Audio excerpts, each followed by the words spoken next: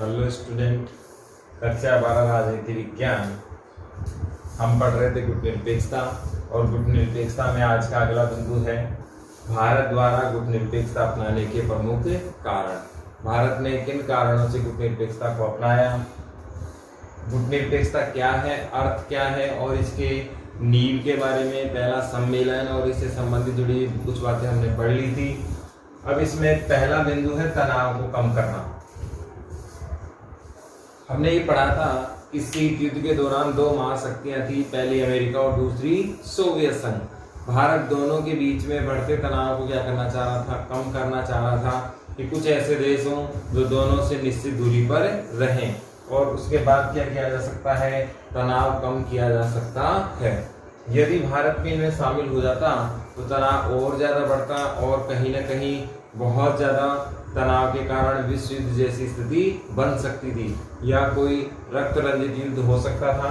इसीलिए भारत ने निश्चित दूरी रखने का क्या किया, कार्य किया, और दोनों से बराबर के संबंध बनाने की बात उन्होंने कही।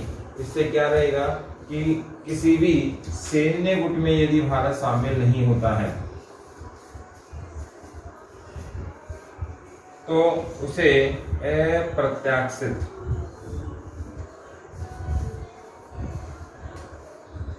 युद्ध का सामना भी नहीं करना पड़ेगा।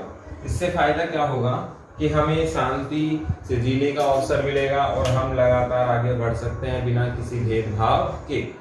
तो तनाव कम करने को बहुत बड़ा रोल हमें देखा गया। तनाव भारत आसानी से कम करने में कामयाब भी हुआ और बहुत सारी जगह भारत ने मध्यस्थता भी की। जब तनाव चरम पर था तो भारत ने अपनी भूमिका मध्यस्थता के रूप में निभाई और अंतर्राष्ट्रीय धरातल पर बहुत सारी जगह तनाव कम करने में अपना योगदान दिया। प्लस भारत भी अप्रत्याशित युद्ध से बच गया। यदि भारत ऐसा नहीं करता तो कहीं न कहीं पिछलग्गू देश बनना पड़ता और युद्ध में सीधा शामिल होना पड़ता।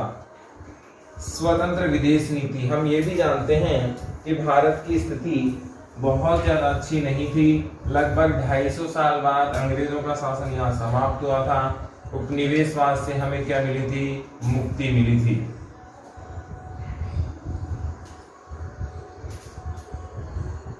उपनिवेशवाद से क्या मिली थी, मुक्ति।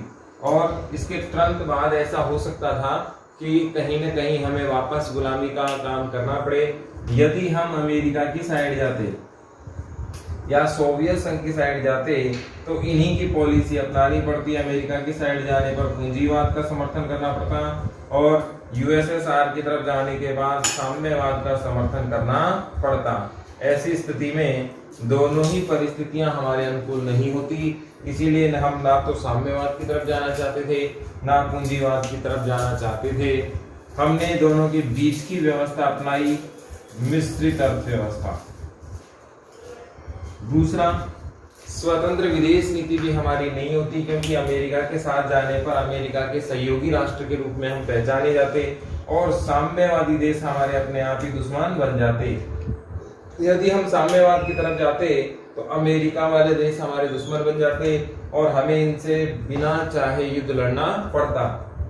तो हमारी स्वतंत्र विदेश नीति चल ही नहीं सकती थी। ऐसे में भी भारत को गुटनिरपेक्षता अपनाने का प्रमुख कारण था कि भारत के द्वारा यदि गुटनिरपेक्षता नहीं अपनाई जाती तो वह स्वतंत्र विदेश नीति अपना ही नहीं पाता। इसके बाद देखें दोनों महाशक्तियों से बराबरी के संबंध। हम जानते हैं भारत जिन परिस्थितियों में आजाद हुआ उस समय भारत की स्थिति बेहद खतरनाक थी। आर्थिक दृष्टिकोण से यदि देखें, आर्थिक दृष्टिकोण से देखें तो भारत की हालत इतनी अच्छी नहीं थी कि भारत अपना विकास स्वयं कर सके। इसीलिए भारत दोनों दृष्टिकोण से, चाहे वो अमेरिका हो चाहे वो यूएसएसआर सोवियत संघ हो, दोनों से बराबरी के संबंध रखना चाहता था और दोनों से आर्थिक लाभ बराबर मात्रा में प्राप्त करना चाहता था। यदि ऐसा होता कि वह अमेरिका की तरफ चला जाता तो एक समय बाद अमेरिका हमारा साथ देना बंद कर देता, जैसे अमेरिका की पॉलिसी है। अमेरिका का क्या काम है कि जितना उसे स्वार्थ है उतने दिन तो बहुत अच्छा आपको सपोर्ट करेगा, लेकिन जिस दिन उसका स्वार्थ पूरा हो गया वो आपको सपोर्ट नहीं करेगा। एग्जाम्पल पाकिस्तान, एग्जाम्पल खाड़ी देश, सीरिया से संबंधित लोग हैं। इस्लामी आतंकवाद को बढ़ावा दिया है पाकिस्तान ने, और सॉरी अमेरिका ने। इस्लामी आतंक को बढ़ावा दिया है अमेरिका ने अपने लालच के लिए, और सोवियत संघ के विरुद्ध 1990 के दशक में इसने बढ़ावा दिया, क्योंकि सीधा युद्ध अमेरिका नहीं जीत पा रहा था। ऐसे में सोवियत संघ के विरुद्ध अपने आप को स्थापित करने के लिए अमेरिका ने किसको अपनाया? इस्लामी आतंकवाद को अपनाने अपने आप को आगे बढ़ाया, और इस्लामी आतंकवाद को समर्थन इसने किया। तो दोनों महाशक्तियों से बराबरी के संबंध अगर होंगे तो हमारा विकास निश्चित होगा, हमें टेक्नोलॉजी मिलेगी, हथियार मिलेंगे, और हम दोनों के बीच में बैलेंस बना पाएंगे। ना तो हमें लेकर अमेरिका आश्वस्त हो सकता है, ना ही हमें लेकर सोवियत संघ आश्वस्त हो सकता है। हम दोनों से बराबर के संबंध रख सकते थे। इससे सबसे बड़ा फायदा ये भी होगा कि हम दोनों के निश्चित दूरी पे यदि रहेंगे तो कोई भी भारत को लेकर भी आश्वस्त नहीं हो सकता। अमेरिका भी भारत को अपनी तरफ लाने का प्रयास करता रहेगा, और सोवियत संघ भी भारत को अपनी तरफ लाने का प्रयास करता रहेगा। इसका फायदा भारत को ज्यादा मात्रा में होने वाला था। हमारी सामाजिक, आर्थिक, सामरिक, राजनीतिक मांगों के अनुकूल गुटनिरपेक्षता की नीति ही बैठती है। यदि भारत की आजादी का समय देखें तो 1947 ऐसी स्थिति थी कि उस समय आजादी के समय भारत की सामाजिक, आर्थिक, सामरिक दृष्टि या राजनीतिक दृष्टिकोण इतना महत्वपूर्ण नहीं था, इतना संपन्न नहीं था कि हम गुटनिरपेक्षता के अलावा कोई ऑप्शन चुन सकें। इसीलिए हमने मजबूर होकर क्या अपनाना पड़ा? गुटनिरपेक्षता अपनानी पड़ी।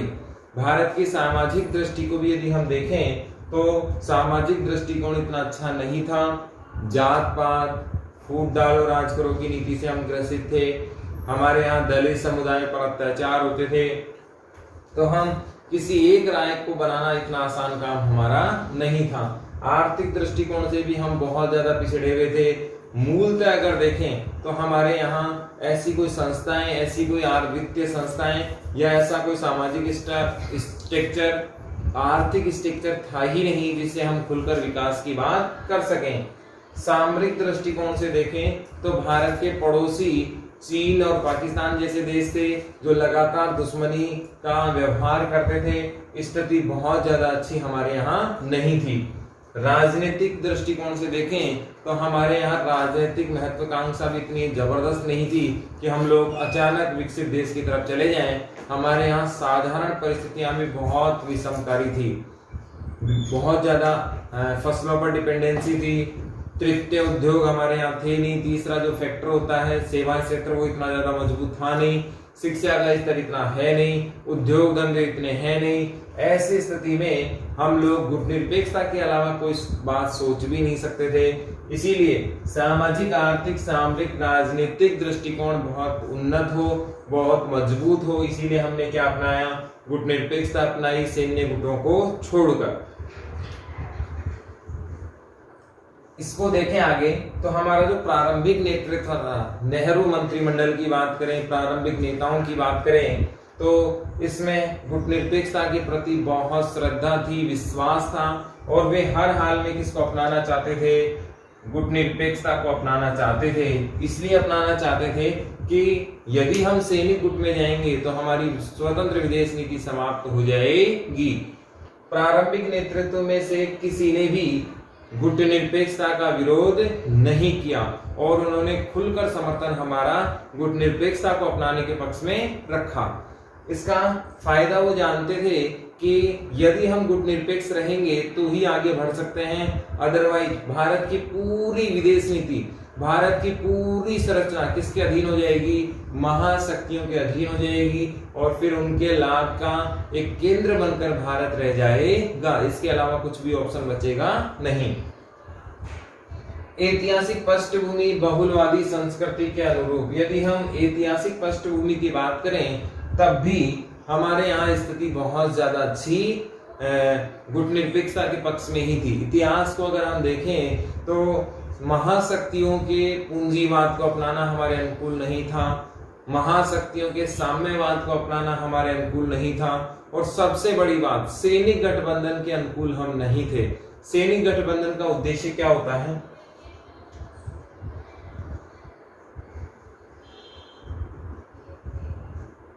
सैन्य गठबंधन ये कैसे होते हैं? लिखित समझौते पर आधारित होते हैं। किस पर होते हैं? लिखित समझौते पर आधारित होते हैं। ये इनका उद्देश्य सैन्य गतिविधियां होता है, और सबसे बड़ी बात, ये सैनिक सहायता के लिए होते हैं। ये संगठन क्या बढ़ाते हैं? तनाव बढ़ाते हैं। और कुल मिला के कहा जाए तो ये शांति के लिए तो कतई नहीं होते हैं। ये कैसे समझौते होते हैं? लिखित समझौते होते हैं, ओरल समझौते नहीं होते। सैन्य गतिविधियों को बढ़ाने वाले होते हैं, सैनिक सहायता को एक दूसरे को देने के लिए तत्पर रहते हैं, और इनसे क्या बढ़ता है? तनाव बढ़ता है। तो हमारी पृष्ठभूमि इससे संबंधित थी ही नहीं। हमारा जो बैकग्राउंड था, स्वतंत्रता का इतिहास था, उसमें हमने वादा किया था वसुधैव कुटुंबकम का, समानता का, बंधुत्व का, स्वतंत्रता का, बहुलवादी संस्कृति के अनुरूप। हमारे यहाँ ये भी था कि बहुत सारी प्रकार की संस्कृतियां पाई जाती थी, बहुत सारी प्रकार की सभ्यताएं थी, बहुत सारे प्रकार की भाषा, वर्ण, संप्रदाय, क्षेत्र पाए जाते हैं। इसीलिए केवल एक क्षेत्र का समर्थन कर पाना हमारे लिए संभव नहीं था। हम विश्व के सभी भागों का समर्थन करना चाहते थे, वो भी बिना किसी रोक टोक के। इसीलिए हमने बहुलवादी संस्कृति के अनुरूप कूटनिरपेक्षता ही एक परफेक्ट ऑप्शन हमारे लिए बचता था। यहाँ एक हमने एडिशनल बात देखी, सैन्य गठबंधन क्या होते हैं? ऐसे लिखित समझौते जिनकी शर्तें निश्चित होती हैं और आवश्यकता पड़ने पर एक दूसरे की सैनिक सहायता की जाती है, क्या कहलाते हैं? सैनिक गठबंधन। नाटो और वार्सा पैक्ट इसके उदाहरण हैं।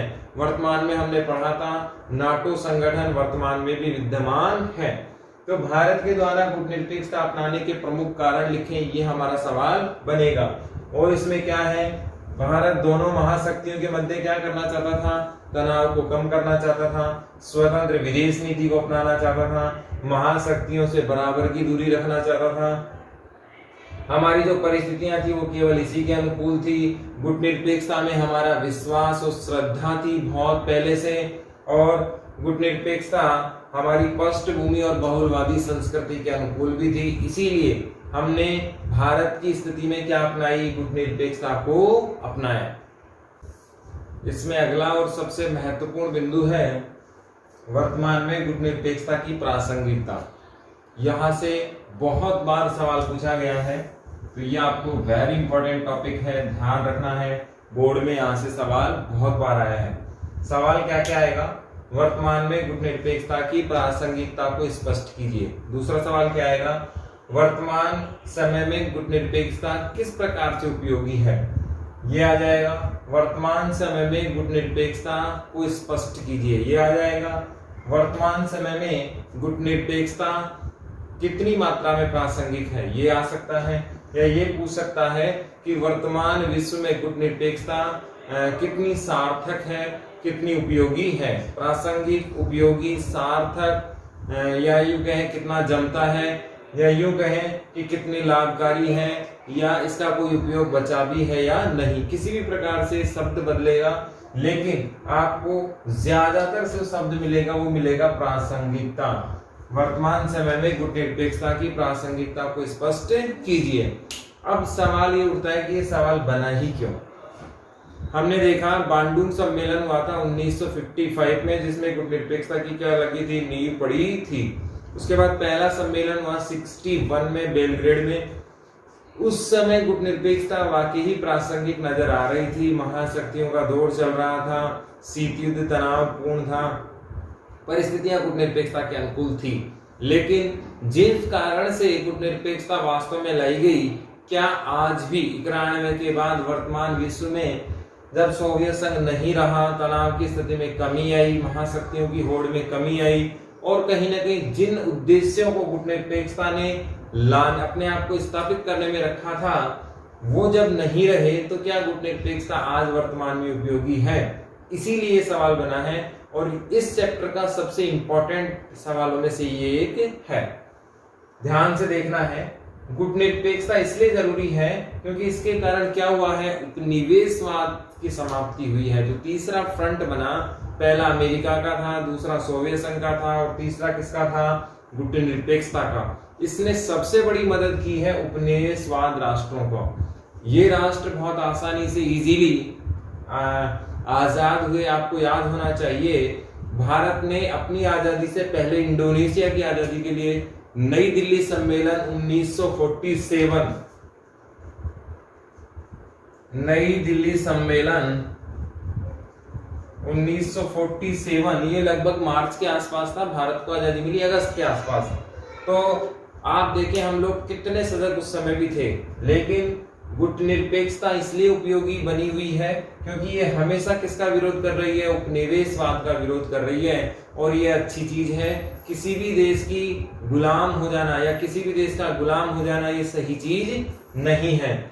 साम्राज्यवाद की समाप्ति, साम्राज्यवाद की समाप्ति की यदि हम बात करें तो आज वर्तमान में भारत जिस समस्या को फेस कर रहा है वो समस्या है साम्राज्यवाद। चीन हमेशा लाल आतंक, माओवाद को हम क्या कहते हैं, लाल आतंक कहते हैं। चीन से हम इसकी समस्या को फेस कर रहे हैं। और भी बहुत सारे राष्ट्र ऐसे हैं जो अपनी सीमाओं को लगातार आगे बढ़ाते रहते हैं। अभी नया ड्रामा चीन ने शुरू किया है कि जो लद्दाख क्षेत्र है वो भारत का है ही नहीं। जब लद्दाख भारत का नहीं है तो दिल्ली भी हो सकता है कल वो कहे कि भारत का नहीं है।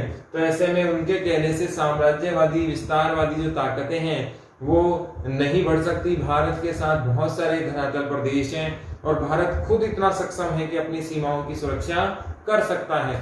चीन मात्र एक ऐसा देश है जिसका किसी भी पड़ोसी से अच्छे संबंध नहीं है। चीन का एक भी पड़ोसी ऐसा नहीं है जिससे अच्छे संबंध उसके हों। 8 देशों की सीमा से उसका विवाद चल रहा है और 8 पे ही उसने क्या कर रखा है, अतिक्रमण कर रखा है। इसमें प्रमुख ताइवान है, हांगकांग है, मंगोलिया है, भारत है, जापान है, रसिया है। आप कल्पना कीजिए, रसिया जैसा महाशक्तिशाली देश, उसके एक क्षेत्र पर चीन दावा कर रहा है। तो आप साम्राज्यवादी ताकतें कितनी पावरफुल हो सकती हैं, इसका आकलन आप कर सकते हैं।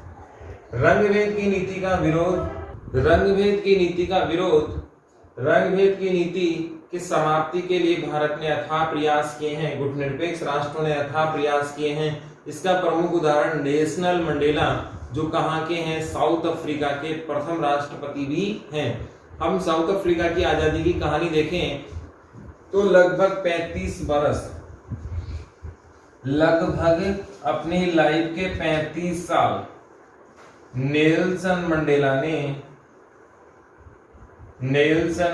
ने लगभग अपनी उम्र के 35 साल किसमें गुजारे, जेल में गुजारे। और साउथ अफ्रीका आजाद हुआ 1995 के आसपास हुआ है आजाद। आप देखें इतनी लेट आजाद होने के बाद भी वो डेवलपमेंट के रास्ते पर अब चल रहा है। इसीलिए रंगभेद जैसी नीतियों का हमेशा विरोध होना चाहिए। और इसमें महत्वपूर्ण भूमिका किसने निभाई है, गुटनिरपेक्ष राष्ट्रों ने ही निभाई है।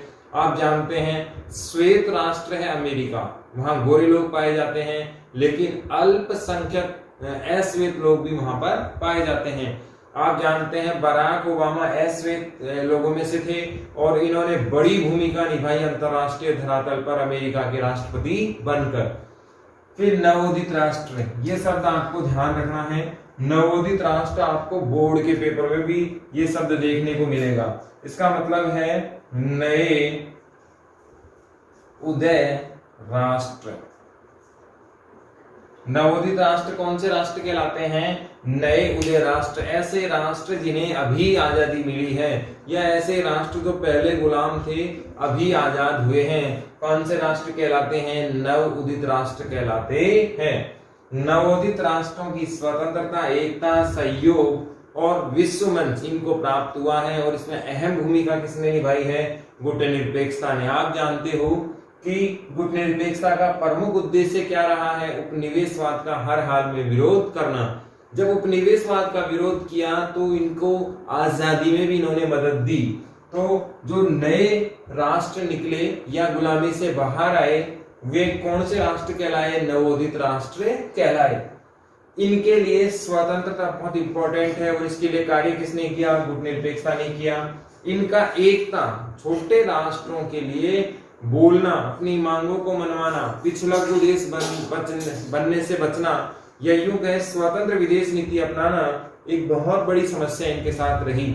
लेकिन गुटनिरपेक्षता एक ऐसा मंच मिला इनको, इस पे सहयोग मिला इनको, एकता मिली, स्वतंत्रता के लिए प्रयास इनके किए गए और ये खुलकर अपनी बात यहाँ पर आकर रखने लगे। इसीलिए गुटनिरपेक्षता आंदोलन ऐसे छोटे राष्ट्र जो अभी उदय हुए हैं इनका आगे बढ़ना बहुत जारी रहेगा और बहुत समय बाद ये स्टेबल कंडीशन में आएंगे, क्योंकि अभी ये बाल्य अवस्था में हैं। इनके लिए गुटनिरपेक्षता बहुत ज्यादा जरूरी है, क्योंकि यदि गुटनिरपेक्ष आंदोलन ना हुआ, गुटनिरपेक्षता का मंच नहीं हुआ, तो ये अपनी बात कहाँ रख पाएंगे? यूएनओ जैसे मंचों में इनकी कोई सुनने वाला ही नहीं है। सिक्योरिटी काउंसिल केवल 5 वीटोधारी का चमचा बनकर रह गया है, हमने डिटेल से पढ़ा है। तो ऐसी जगह गुटनिरपेक्षता जैसे मंच बहुत काम की चीज है। फिर आप जानते हैं गुटनिरपेक्षता ने संघर्ष कम करने में अहम भूमिका निभाई है, विश्व शांति के लिए बहुत बड़ी नींव रखी है, क्योंकि ये हमेशा सैन्य गुटों का विरोध करता आया है। ये हमने पढ़ा ही था। सैन्य गुट हमेशा क्या करते हैं? तनाव को बढ़ाते हैं, हथियारों की खरीद फरोख्त को बढ़ाते हैं, एक दूसरे को उकसाव वाली कार्रवाई करते हैं। लेकिन गुटनिरपेक्षता ने संघर्ष को क्या किया है? कम किया है। विश्व शांति को आगे बढ़ाने का काम भी इन्होंने किया है, ताकि विश्व में स्थिरता आ सके। भारत कभी भी आगे बढ़कर हमला आज तक इसने नहीं किया है, हम डिफेंस मोड में ही रहते हैं। तो कहीं ना कहीं जितने भी गुटनिरपेक्ष राष्ट्र हैं, इनका एकमात्र लक्ष्य है विश्व शांति होनी चाहिए। आगे देखें, स्वतंत्र विदेश नीति किसी भी देश के लिए बहुत जरूरी है कि उसकी अपनी स्वतंत्र विदेश नीति होनी चाहिए। एक एग्जाम्पल बड़ा अजीब सा है, पाकिस्तान देश भी है या नहीं ये मेरे समझ में नहीं आता, क्योंकि किसी भी देश की कोई ना कोई नेशनल पॉलिसी होती है, कोई ना कोई इंडिपेंडेंट इंडिविजुअल पॉलिसी होती है जिस पे वो खरा उतरता है। चीन है, वो कट्टरवाद है, साम्राज्यवाद है। सीरिया है, बहुत कट्टरवाद है। ईरान इराक है, इस्लामिक कट्टरवाद है। सऊदी अरब इस्लामिक कट्टरवाद है। फ्रांस है, न्यूट्रल देश है। भारत है, न्यूट्रल देश है। लेकिन पाकिस्तान क्या है आज तक समझ में नहीं आया। इस्लाम की बात करता है तो आतंकवाद को फैलाता है, क्योंकि इस्लाम में लिखा हुआ है विश्व शांति जरूरी है और मानव सेवा परम धर्म है, तो फिर आतंकवाद क्यों फैलाता है? फिर यदि वो कहता है न्यूट्रल है तो फिर हम चीन की तरफ क्यों जा रहा है? यदि वो कहता है कि हम शांति प्रिय हैं क्योंकि इस्लाम तो सुरक्षा की बात करता है, तो फिर आतंकवाद और साम्राज्यवाद का विरोध क्यों कर रहा है? और सबसे बड़ी बात, उसकी खुद की नेशनल पॉलिसी ही नहीं है, केवल चीन का पिछलग्गू बन चुका है और चीन का अनुसरण वो करता है। तो ऐसे राष्ट्र जो छोटे हैं इनके साथ ऐसा ना हो जैसा पाकिस्तान के साथ हो रहा है, इसीलिए क्या लाया गया है? गुटनिरपेक्षता जैसे का जो आयोग है, मंच है, संगठन है, सम्मेलन है, वो बहुत जरूरी हो जाते हैं, ताकि छोटे देश किसी के काबू नहीं आ जाए, किसी के दबाव में नहीं आ जाए, कोई तनाव में आकर फैसला ना लें, स्वतंत्र होकर ये फैसला ले सकें और उनकी विदेश नीति क्या रहे? बिल्कुल फ्री रहे, स्वतंत्र रहे। सभी राष्ट्रों को समानता, आप जानते हैं यूएनओ है, डब्ल्यूटीओ है, विश्व बैंक है, आईएमएफ है, ये सारे अंतरराष्ट्रीय बड़े संगठन हैं और इनमें महाशक्तियों को वीआईपी कोटा मिलता है अलग से, यानी कि महाशक्तियों की बात का वजन क्या है? ज्यादा है, अलग से टिकट इनको मिलता है। हम जानते हैं आईएमएफ, वर्ल्ड बैंक टोटली चमचे हैं महाशक्तियों के। डब्ल्यूटीओ के नियम टोटल ही विभेदकारी हैं, महाशक्तियों के लिए अलग, छोटे देशों के लिए अलग। कहीं ना कहीं इनका प्रभाव, महाशक्तियों का प्रभाव इन संगठनों में देखने को बहुत ज्यादा मिलता है। लेकिन गुटनिरपेक्ष राष्ट्र ऐसे हैं, गुटनिरपेक्ष के सदस्य राष्ट्र ऐसे हैं, सभी क्या है? बराबर हैं, चाहे छोटा देश हो, बड़ा देश हो, अल्पसंख्यक का देश हो या पिछड़े के देश हो, सभी को अपनी बात रखने का बराबर हक है। हम अखंडता की बात करने वाले सम्मेलन की बात कर रहे हैं, कौन से के? गुटनिरपेक्षता, खंडता की बात ये लोग नहीं करते। और सबसे बड़ी बात सॉवर्टी, संप्रभुता, जो हमने 11th क्लास में बहुत डिटेल से पढ़ी थी। संप्रभुता का मतलब है कोई भी राष्ट्र अपनी सीमाओं में स्वतंत्र होकर फैसला ले सके। क्या कहलाता है? संप्रभुता कहलाता है, बिना भारी दबाव के। तो ये सारी चीजें हैं, इसके कारण हमने क्या अपनाई है? गुटनिरपेक्षता अपनाई है, या इसीलिए वर्तमान में गुटनिरपेक्षता क्या है? जरूरी। इसमें 4-5 बिंदु और रह गए जो नेक्स्ट वीडियो में होंगे। सवाल आपको समझ में बहुत जरूरी आना है, वर्तमान में गुटनिरपेक्षता किस प्रकार से प्रासंगिक है या उपयोगी है, या वो कौन से कारण हैं जिनके कारण गुटनिरपेक्षता को कंटिन्यू करना चाहिए। इतने कारण हमने पढ़ लिए, इसके आगे के पढ़ेंगे नेक्स्ट वीडियो में।